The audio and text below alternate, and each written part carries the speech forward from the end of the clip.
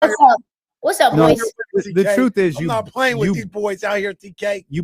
I told you, Lou Williams was the number 45 overall pick, and you guys still went with 131 million. The 17 seasons is a lot. Yeah, that threw me off. I'm not gonna lie. 131 million? No shot. I was gonna do under 100 million, and then I thought about, well, damn, 17 seasons. That's what threw me off. Yeah. Yeah, he was probably getting like 500,000 in some of those years. He was. That's the shoot. His first few years, he was getting 450, 664, 770. Then he started making some money after that, but it was all. So think about Lou Williams. What's his biggest AAV? 8 million. Yeah, that was only like 3-4 years ago. Yeah, it was the 2018-19 season. Yeah. So think about what I'm thinking about Lou's conversation that you were talking about. Yeah. Cut that 45 in half, and then some because he had to pay his agent. Right. Well, that's essentially probably about $20 million, $15 million. Like, I mean, is it just me, or do you guys think about that every time you hear a number? Every time I hear what someone makes, I always say, "Well, that's cut really it in half." Yeah, absolutely, 100%. You're an athlete or you're an entertainer. I know you're paying a bunch of people. You're paying your agent. You you're paying your manager. If you're an entertainer, you're paying guap. Your publicist. Yep. Publicists, they're not working for cheap either. I mean, you got to make real bread to have a squad. Mm-hmm. Yeah, it's crazy, man. And he talked about. Have you seen that clip of him on his podcast, just breaking down like how people go broke? He's it's no, I didn't see that. Yeah, he broke it down perfectly, and he was like, he talked about, one of the ugly truths is like, you don't even know who you married, right? Because you're never home. When you are home, you play house real quick, and then you're out on the road or whatever. And he's like, one of the reasons why that flies is you got the wife, and not like trying to say they're gold diggers or anything else like that, but like to keep them from tripping, just like here's the car, go shopping.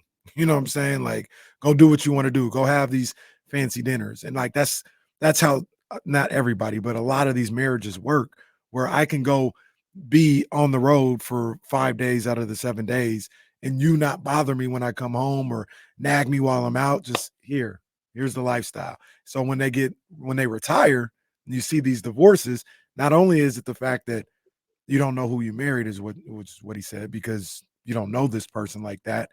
And now you're home every day or whatever, but also that here's my card, go shopping card. That's done. That ain't there no more. Mm-hmm. And she's like, oh, well, damn, I didn't sign up for this. Or now I got to really like look at you and communicate with you and stuff like that. And some people, they never had that connection to begin with. Well, you get into routines, like where you're home, away, home, away, home, away. Like you get used to that. So when someone's always home, it's like, don't you have somewhere to go? Because I'm used to being by myself right now, right? Or I'm used to like doing things my way. You're messing up. Like my routine's the same.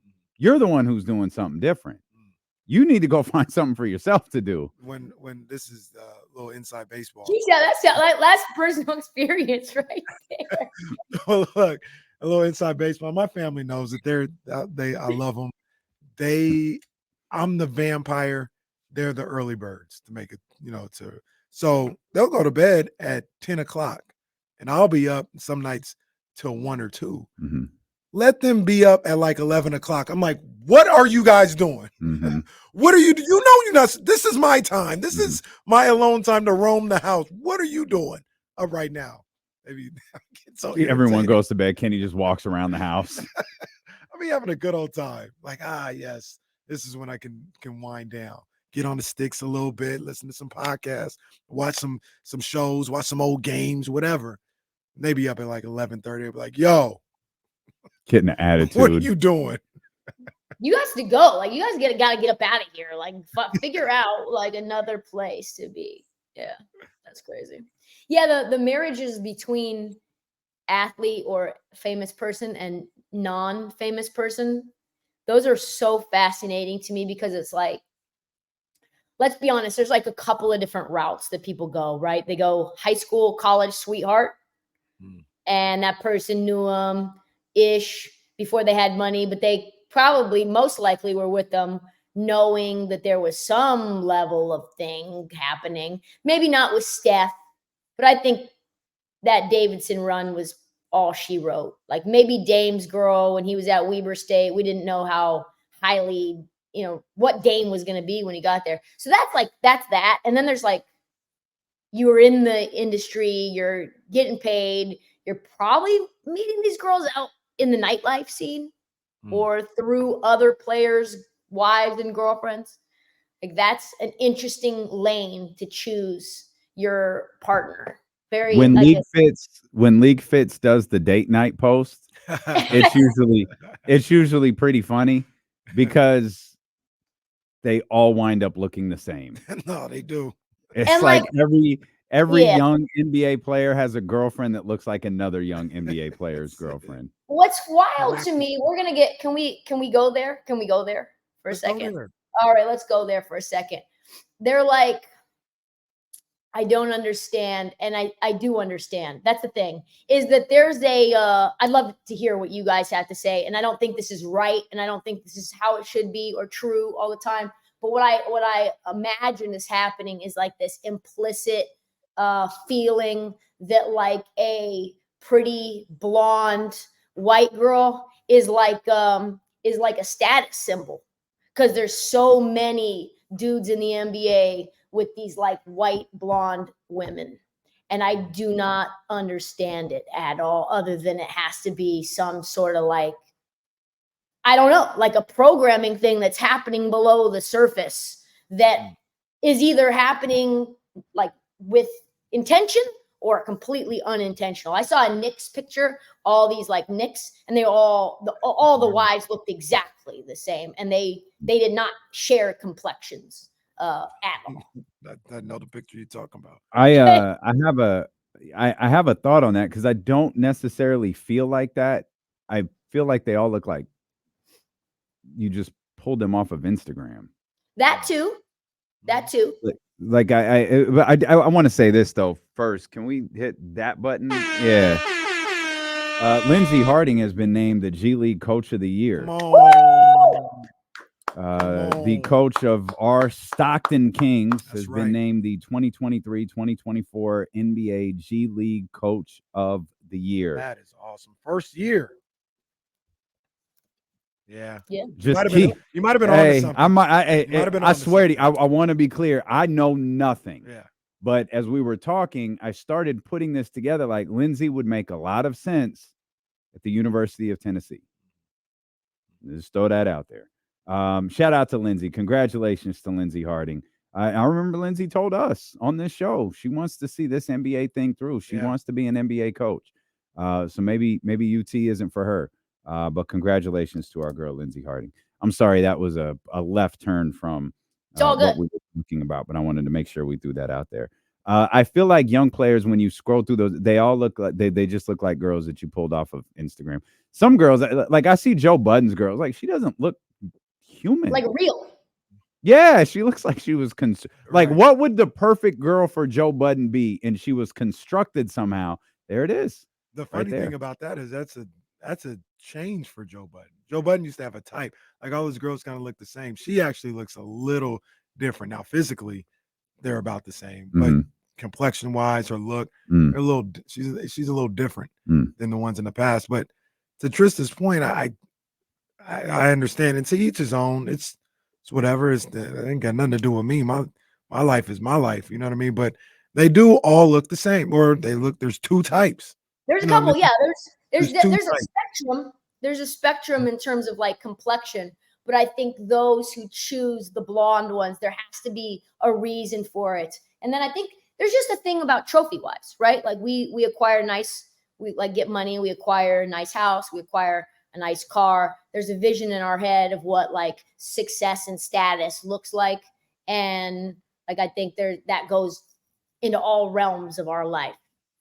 And then like to Lou Williams's point, it's cool when you guys go out to the red carpet or she's at your games, but when you're retired and you guys are in the house together, not stepping out, what's that dynamic like now? Like you still care that she looks like was built out of AI? Eventually she doesn't anymore. And also the concept of like wake up gorgeous versus makeup gorgeous. You know what I'm saying? Like you got all the contouring on your face going. You got that happening. You got all the lip implant, this injection filler, this, that. What's it look like when she wakes up in the morning? I think we always forget too, because this all started with pocket watching Lou Williams and the conversation that Lou Williams had on his podcast. But Another win for me. You're right. What? You're on the run. You're on the run. You like we hear about numbers like $85 million. Oh, we could all live on $85 million. We'll cut that in half. Well, we could all live on $40 million. Yeah, because we're not used to it. And you talk about Lou Williams waking up and that check's not rolling in like it used to, but the expenses that you had when you were making $5 million a year are still rolling in. And figuring all of that stuff out, I think, is far more complicated than any of us ever really give it credit for, which is why you need to be taught out the gate, like, hey, save money. You talk about hiring agents and all. First person you hire is a financial advisor. That's not your cousin, not the homie who you went to high school with, someone at Morgan Stanley, someone at like a major institution who can be held accountable when they screw up.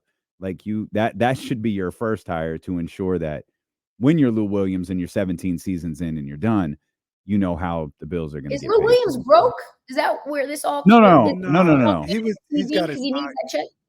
Well, I mean, I think that's where some of this came from, because we talked about this or whatever, and he talked about like he was tripping when he first, like after whenever he got paid every 2 weeks or whatever, and when he first retired and that second week rolled around and nothing came in, he's like, whoa, well, wait a minute, like this is, he said specifically, he's like, now I'm like something about I'm living real life. I hadn't been living real life until that moment. That's when I became an adult and a grown up and all this other stuff. And he said, I got to figure this out. I got to figure out what I'm doing. You know what else ends that we don't talk about nearly enough? 41 road games of per diem. Oh, Yep. man. 41 road games of per diem could support a whole lot of people's year. And the big homie that's like on a super max, like you go to this club, you go to this bar. Oh, you go yeah. to this Oh, yeah. Like the per diem and then some. Like you're out. Yeah. Like we saw what happened with James Johnson was taking the little homies to the mall and just like get whatever you want. If you're like a NBA player living on a marginal NBA salary and you've got LeBron James on your team, like LeBron James, maybe not LeBron James, but a LeBron James in terms of amount of money that he's making. Yeah, he's probably not doing that. But like, there's a reason LeBron is a billionaire. It's because he doesn't spend anything. That's the part some people miss. Like, oh, he's got all these business. Yeah, he also is notorious for being frugal. And he learned that from Warren Buffett, who's Warren Buffett. Yeah. Then on top of that, those guys too, they like, I'm sure there's things definitely that they buy, but they don't pay for a lot of stuff. Yeah. Right? Like, Yeah, right. If LeBron likes a watch, hey man, here, take the watch. Just put it on your Instagram real quick or something. LeBron got a Louis Vuitton endorsement, for God's sakes. He ain't never bought nothing Nike. They ain't never bought nothing now. Louis Never Vuitton. will. Yeah. You know what I mean? Never, all his like never had to buy workout clothes. Herb Jones was wearing, I don't know if this is still the case, but Herb Jones was wearing only his Nike warm-up, like dry fit to and from games because he was like, I'm not buying clothes. I've getting clothes for free. I know someone like that. Like they get Nike gear, their school is Nike. That's what they wear. Yeah. That's and then you have the Jared Vanderbilts of the world. Who buy that's a tremendous story. The most relatable poor person, broke person story. I'm gonna step out, I'm gonna keep the tag inside, and then I'm gonna like act like, oh, it just wasn't for me.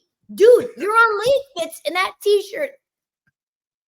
Louis sees that. They're like, yo, you wore this out. And he's like, no. Try to return it like, it didn't fit. Bro. He's got like a personal stylist. He's like, yep, I'm not going to keep any of these. And I keep these. This is a maybe. These are a maybe. I'm going to return that jacket King Melly made for me. Like, oh, it doesn't fit. Like, bro, you was on stage at a Night for Lovers with it. What you mean? I saw Burner Boy. Did you see that clip when he was at the concert and he tried to throw his jacket into the stands? And someone grabbed it. Like, no. And he's like, no, I'm throwing it in the stands. He's like, no, you're not. Yeah, I saw that. TK, what'd you think of the games last night?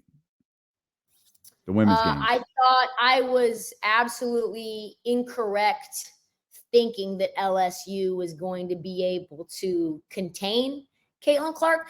Here's the thing. I'm very puzzled, as is all of Twitter, very puzzled with the Kim Mulkey coaching. Haley Van Lith is shorter. Yeah, Haley Van Lith is shorter than me. She's 5'4"-esque and like not a supreme athlete, let's be honest. Very good college player. I don't even know if she's a WNBA player, honestly. Like Alexis Morris, who absolutely strapped Caitlin Clark, not a WNBA player. She ended up getting waived very, very early on when she got to the league. So why not blitz? In my mind, I was like, okay, I'm gonna bet LSU plus 2.5 because I think Kim will double or blitz Caitlin Clark. She'll give her the Steph Curry treatment, and then she'll have to, try to figure out a way to either spray out to shooters or hit girls down low, but she doesn't have a lot of, her center, Monica Cesano, ended up graduating. So she's gone. So I was like, okay, the size of LSU, the athleticism of LSU, and just the fire that they have, the physicality that they have, I think Kim Mulkey will draw up something to contain Caitlin, or at least make it very tough on Iowa to score outside of Caitlin. Maybe just let her go off and no one else does anything. And it was actually really sad. It was a terrible, terrible decision to let Haley Van Lith be on an island with Caitlin Clark. That was crazy. What are we doing? She was getting absolutely barbecued too. Just shook. Just Caitlin hit her with the cross and the heavy, and she was gone. She was that way. That way. Yeah, I was baffled. I was baffled watching that. Like, I was baffled after probably the second play of the game where I was like, oh, well, this is not going to work out. I can attest to that. That came up it was like 4:25 where it was like, yo, what the hell is going on right now? I was like, I'm sure this is just the preview. This is just a different look that she's going to, and then she's going to throw Flage on her or some, and then it's really going to, no, she just. Why wasn't Flage on her? That's the question. Flage is 5'10". That was the size matchup I had in my head. Well, we have a theory. What is it? Well, Kim Mulkey was punishing her daughter. That's our theory.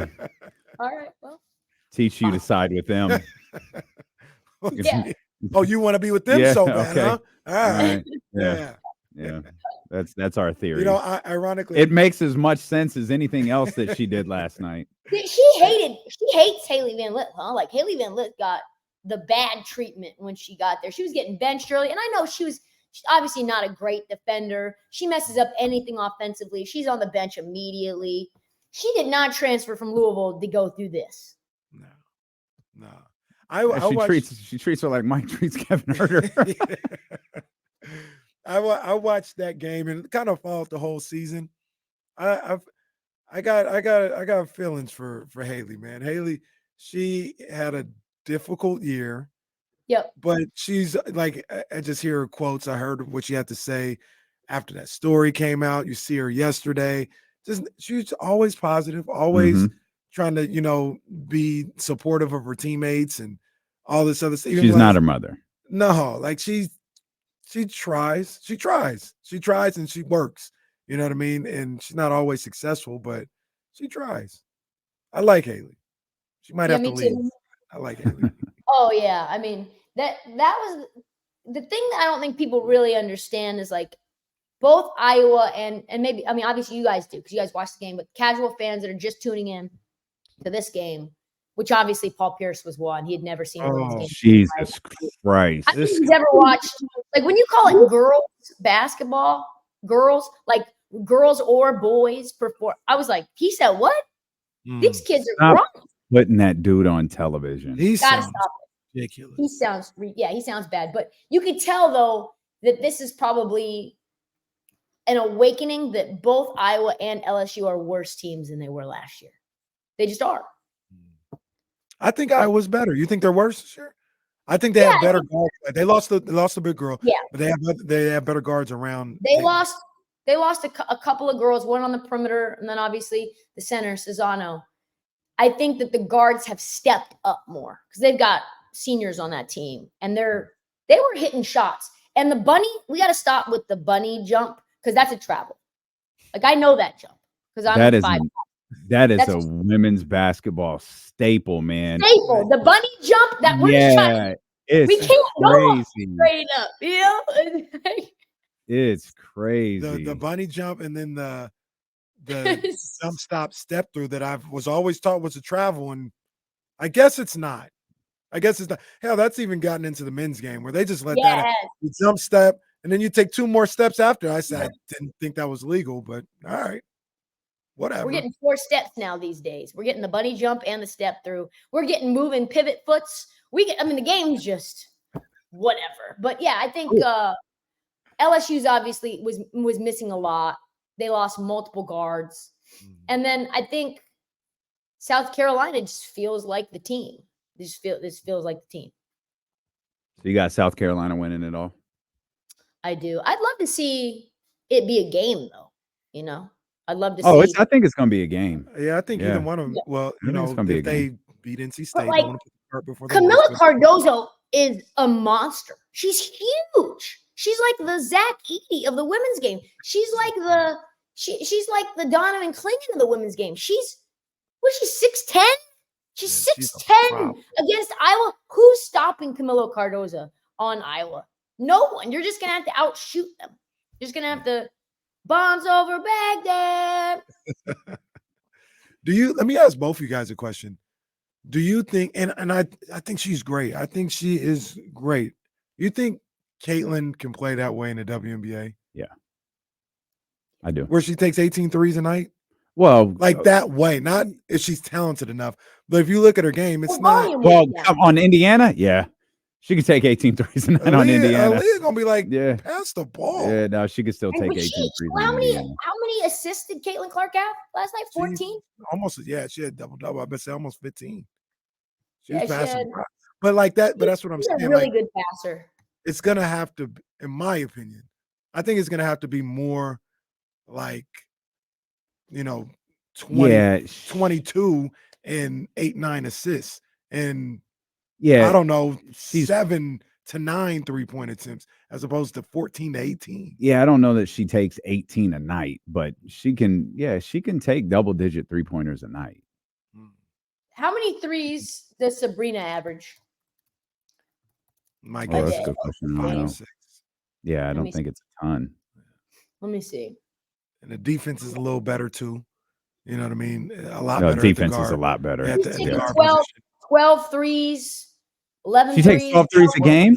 14 threes, 11 threes, 18 threes. Oh, yeah. Oh, yeah. I didn't know Sabrina. Sabrina takes 12 threes a night? I didn't. Wow. Maybe she can do the same exact thing. I thought it was. I don't think different. Yeah, I did not realize Sabrina took that many threes a game. Yep. Man. Not every game, but yeah, like a lot of games. If you look at her game log of the postseason, she's getting 18 threes, 11 threes, 14, 12, 11, 8, 7, 10, 9, 12. We got 8 per game. That's how many she shoots. She shoots 8 threes per game. You think Caitlin takes more? No, maybe not rookie year, but by year 3, is she taking more than 8 threes a game? Yeah. Caitlin? Yeah, I think Caitlin's taking more than 8 threes per game next year. Yes. Yeah, Caitlin. Let me ask you guys this. 2 things. One, Caitlin Clark wanted to go to UConn. That was her dream school. Gino Auriemma did not recruit her. I'm very fascinated to see if anyone asks him why not. 2, out of Paige and Caitlin, obviously Caitlin is like kaboom star, right? Like took over, surpassed what we thought Paige was going to be, surpassed what we thought Ozzy was going to be, surpassed what we thought Juju was going to be. But in terms of you don't think Caitlin Clark's a bigger star than Juju today because she's 4 years older than her? Juju just scored more than anybody in their freshman season, and Caitlin's on that list. Caitlin's like top 5. Juju surpassed that. Well, we'll have to see if she becomes the national sensation of all of basketball in the college game. We'll see. I would love it. I would love Caitlin to go and then pass the torch to Juju. But we will have to see if Juju's on State Farm commercials.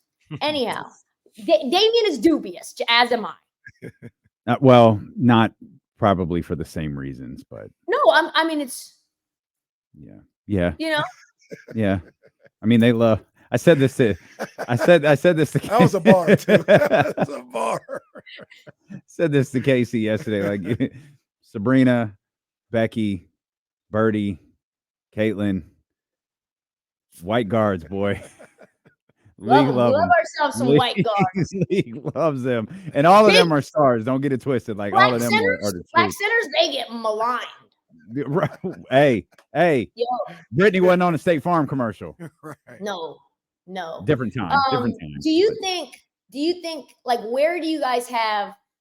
Because I saw a bunch of clips today about coaches and players discussing Paige's skill level, and a lot of Caitlin's contemporaries are like, "Yo, Paige is maybe one of the most skilled people we've seen in the game."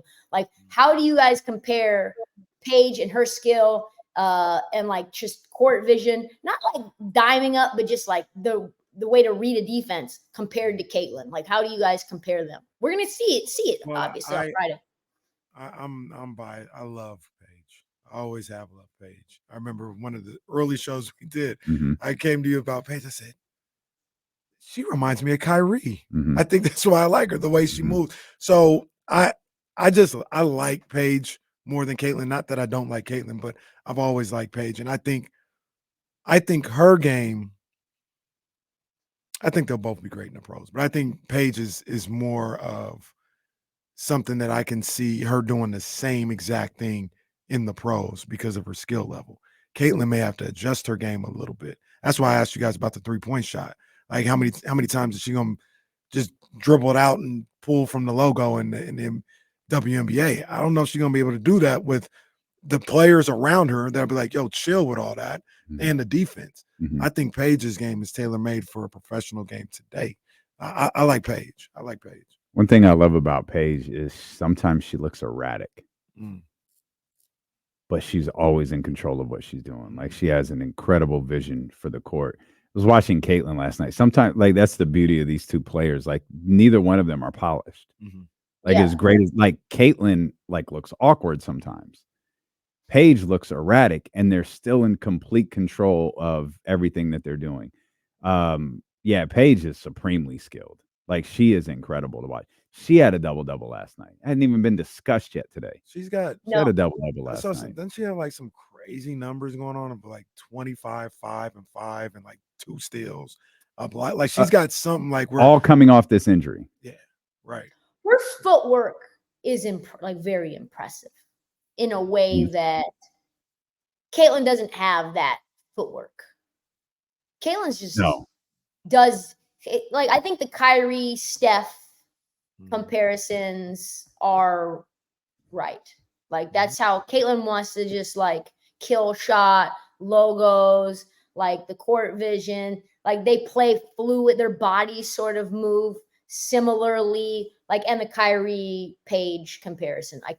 I understand it at least. Obviously they're not like mirror images of one another, but like you can tell Caitlin's game came from like watching Steph.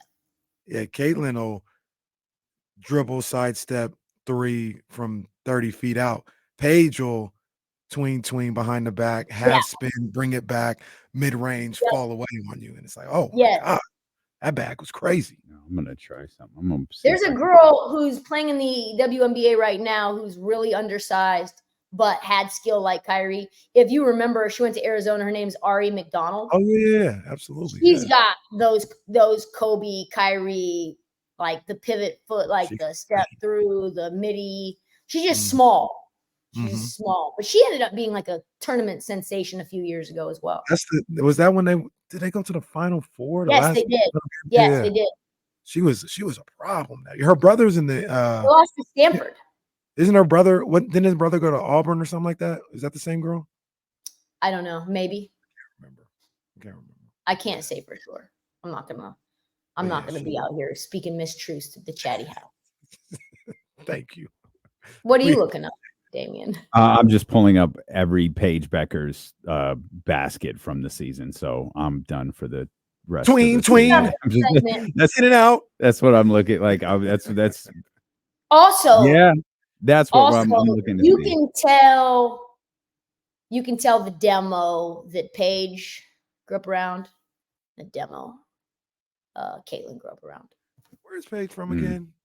You know what I'm saying? She's from Minnesota, but Mhm. she's really close with Ozzie Fudd and went to the DMV to train. And her and Chet and Jalen And I Suggs. forgot AZ got hurt. Yeah. I Yeah. completely forgot AZ's on this UConn team until last Yeah, night.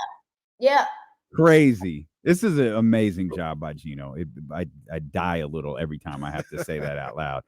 God But, bless it. He's a hell of a coach. Yeah, I think her, Jalen Suggs, and Chet all grew up kind of together, which is an insane talent You base. know what demo Chet's around. That's what I'm saying. No Listen question to what demo Paige Chet's speak. around. Listen to Paige speak, and you're like, oh, okay. I saw see. something she did with AZ a couple years ago. I think it was like for Slam or something like that. And Paige talk like Chet, and Chet talk like Yes. Leroy. Real quick, what do you think of Angel? Reese, Yeah. I think she's a gentle soul, man. I think she's like Okay, totally. that's not what I meant. I don't want no. We're not doing no. What do you think of her as a basketball? What do you think of her next Oh, year? I think she throws up a lot of nonsense around the rim. Okay. All right. The Yeah. these we can't guys, the skill level is just not Okay. there All around right. the rim. I just wanted to make sure I think you see things the way that I do. She got it. Well, I see. I Like see them the way you she's do just too. out But there. No, I know. No, I think didn't mean that. she's gonna be in the league for a little. No, while. I think she's gonna be in the league. I gotta didn't work mean on to her game. imply she's not gonna be in the league. I just don't. She not might Magic have Johnson. peaked. Right. She's definitely not that. She's probably peaked. quintessential college players that Yeah, dominate the college that's right. game on the men's side and on the women's side. And I think she's probably closer to like a dominant college player than she is a dominant WNBA player. But I'd love to be wrong. I would love to be wrong. I think she needs to work out with somebody to get her post moves like up. So like she needs that's the thing I wonder about. Will she do that? Because that was Skylar. Skylar was not it. They wanted her to be it so bad. And then she worked. Like she worked her ass off and got a lot better. Yeah. It's not only like the physical part of it, like it's the mental part of it. Like I know who she worked with. And that guy told her, shoot. Don't like look, shoot. Be aggressive in everything you do. Because if you're gonna be passive, you're gonna be out the league. If you're gonna be passive, you could leave. There's only so many spots, right? It's right. Cut That's in it. half, cut less than half in the NBA. So like you've got supremely skilled players that are up out of there right away because there's just no room for you, right? You need to be, especially at the guard position specifically, or like scorer forwards, like you have to be a killer. But I think Angel, who did Kelsey Plum work with? She ended up getting a lot better from college to the WNBA. She slimmed way down.